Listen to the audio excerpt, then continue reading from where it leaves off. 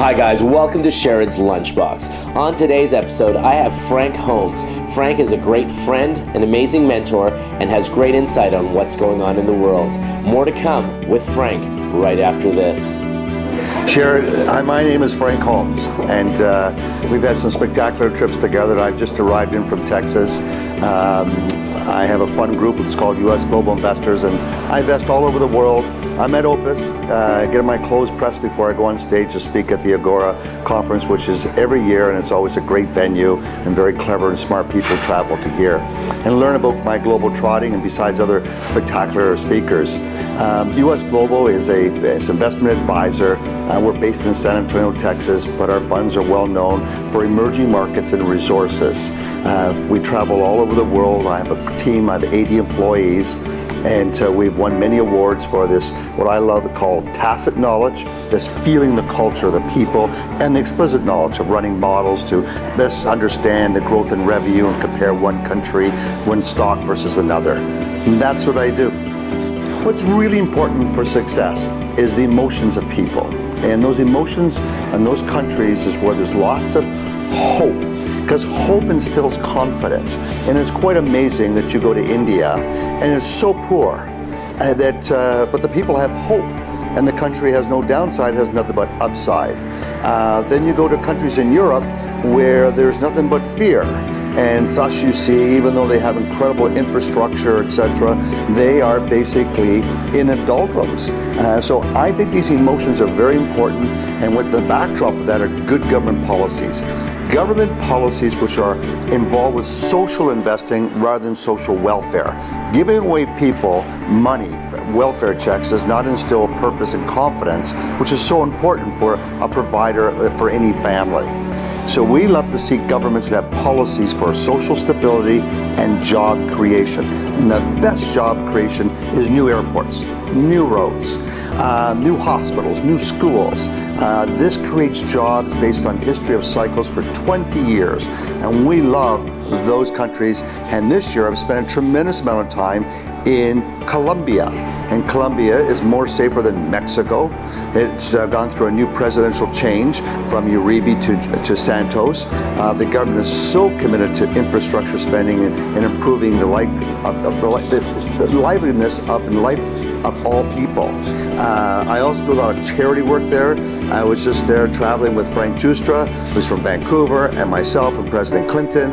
We were in Lima, and from there we went to Bogota, and then down to along the coast in Barranquilla, where we're very much involved in job creation, providing opportunities for the people that have got big burning desire in their heart to make something better, and the whole country is basically caught up with that growth and that North American dream. Well, the first is invest in yourself. Invest in your health and invest in your wealth. And your wealth is not just money. I'm a big believer that wealth is not a number or an amount. Wealth is an attitude. And its umbilical cord is that of gratitude. So when you're thankful, you're thoughtful. When you're caring and you care about your body, you care about your mind and your heart, you care about other people much more easily. And that's a process that you start to invest in. And three things I share with people: invest in their health, invest in their wealth, and invest in their happiness. And with that, it's so easy actually to be your own, to create your own business. And the magic there is to make other people happy. That's the magic. So if I'm to write a book and the book makes 1,000 people happy and they pay me $1 each, I make $1,000. But my second book, 1 million people are made happy reading and enjoying it. So now I've made $1 million. So I'm a big believer the magic is to make people happy with a wonderful product or a service. Well, personal legacy is that people know me and they admire and respect what I do as a person. That legacy is very important. My family, my boys, that they respect my values, and it's very simple. I believe that we should all have goals, a structure around those goals, and a personal accountability. And you improve yourself inch by inch, everything's a cinch, with 7 values from me. My values are really simple. You have initiative and you're responsive to your loved ones, to your friends, you build trust. In business, you do the same thing. In politics, you do the same thing. This initiative and responsiveness to each other builds trust, and that's what's key to creating something that's sustainable and growing. And to be inspired to have positive outcomes and results, be it with a relationship or creating a beautiful video or a piece of music. You're really caught up with positive outcomes. And then the other thing I think is a key value is to recognize other people for any form of achievement, whatever they do, from walking in some heart walk to create money for people with heart problems, or someone outside giving free meals to people. Just always show that gratitude for others. And the other part is to be inspired to be in the top half of everything you do. It's just, you don't have to be number one.